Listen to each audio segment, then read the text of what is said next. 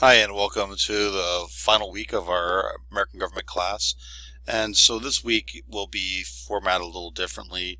You know, um, we're looking at the last two chapters of the textbook, and there's not going to be a Dropbox this week because this week's actually a little short. So you have Monday through Friday at midnight to complete the class, and that's when the last day is.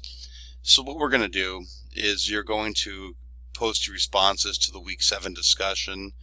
You remember the minimum of 3 responses per topic. I still want you to do these on 3 different days. Um, and like I said, there's no Dropbox, so yeah, it's still important you get these done.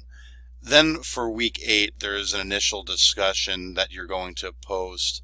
It's set up a little differently. This is reflective of the whole semester, so I want you to discuss a main takeaway that you have from this course, or you're able to discuss a topic that you felt was interesting that we might have just touched on or did not get to that pertains to American government. As you can see from this class, the study of American government is quite large. I personally like to look at public administration and the structures of implementing policy. So I also teach classes in social policy, race and ethnic relations, and public administration. So I look at how the rubber hits the road. We also have people who focus on constitutional law and how the Constitution's interpreted. There's people who look at the structure of our actual system. There's political scientists who study the media and how that works with government. There's a very famous political scientist named Peterson, who's actually at Harvard, and that's all he studies is, that's not all he studies, but that's his main focus, is how media is affected by politics and how politics affects media. So we can get pretty broad with this. This class I set up very broad for you. So we have the regular structures of Congress and the president and, the courts, but we also go a little to the side and looking at the Constitution. And one important takeaway that I hope that some of you have from this class is that you as an individual, when you discuss policy or politics, even casually with your friends or your relatives, you're involved with our process. So as a citizen, you do have a piece in this equation. So I want you to take that away. But again, you can discuss something that maybe we didn't get to.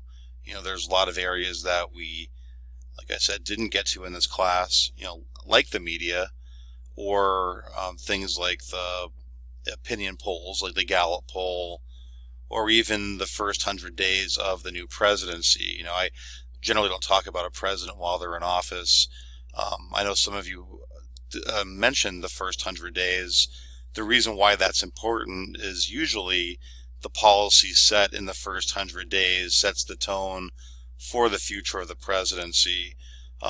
This president actually has made some interesting policy decisions that may have stalled a lot of processes. I was just reading a discussion mentioning that one of his big areas of policy was looking at infrastructure during the campaign, and that actually was something that is more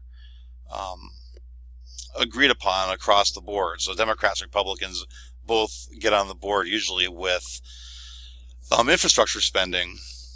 And that is something that he is talking about now, but he waited to after the first 100 days to get to it, and instead did a lot of focusing on something that most people in politics would agree is pretty divisive: healthcare. If you look at the prior administration with the Obama administration, they decided to tackle healthcare early on too, and that actually probably cost the Democrats the House and Senate. So, that was a very divisive issue. And again, we have another president who decided to hit that early on. So I guess we'll see how that goes. But the first 100 days are an interesting thing to look at. And I didn't get to that in this class, of course, because, it's a little too topical for for the intro class, and having only 8 weeks, it's hard to really analyze that. But moving on, it'll be interesting to see where our president goes with regards to policy. So again, I went off on the side a little bit about that, but that is something that we didn't touch on that you may have had more interest in.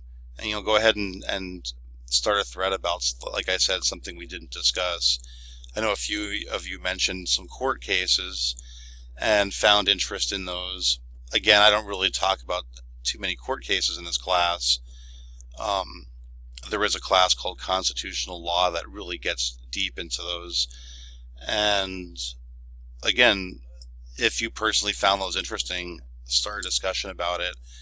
I get a lot of feedback from these final discussions. I do these in my intro classes and all the way up through my upper level classes. So I'm able to really see what people care about and what they might not find so interesting. So the final chapters of the book, 11 and 12, 11 looks at foreign policy. It's another area we didn't get too much in the class, but read the chapter, take the quizzes for both those chapters. Those are our final 2 quizzes. And lastly, your letter to the editor. I've had one person publish this already. It's not very hard to do. If the Rapid City Journal works pretty quick at getting these published. So if you don't like your grade in the class and you want to get some extra credit, go ahead and get that published this week. Send me an email on D2L and let me know that it's published. Again, the Rapid City Journal is one paper that a lot of students have had luck with in the past. You can also try a local paper if you live in Spearfish. You can use the Pioneer, or you can contact a local paper in any town that you live in, or maybe that you just want to publish this with. But again, go ahead and get your letter there published. Let me know about it. I'll give you extra credit for the class. It will bump your grade up. Again, these assignments are due on the 30th at midnight. So if you have any questions, make sure you get a hold of me. Again, this class just goes through Friday at midnight, so make sure you manage your time with this and get it done on time. All right, well, thank you so much for the great semester. I hope you've enjoyed it. I really learned a lot from reading your posts and your discussions. And I did have someone ask me if I read them all, and of course I do.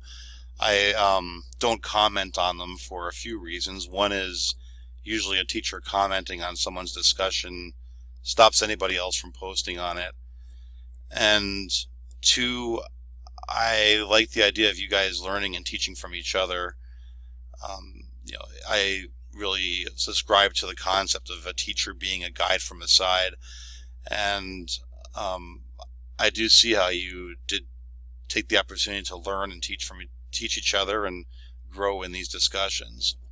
And I do thank you for your hard work. Again, if you have any questions, feel free to reach out to me. If there's an area of the class you really liked and want to get into deeper, let me know. What I can do is I can help point you in the direction of what class might go deeper into what you're interested in. There's 4 political science professors at the school, and we all have different areas of expertise and different interests. So, I'd be glad to point you in the direction of anybody who might be able to help grow your interests. And again, if you have any questions, feel free to reach out to me. After the semester is over, if you need anything from me, feel free to contact me on the Black Hills State email. I don't know if D2L works for you if the class is over already, but if not, send me an email on BH email. My address is steven.djoy@bhsu.edu, and have a great rest of the summer, and I thank you for your time.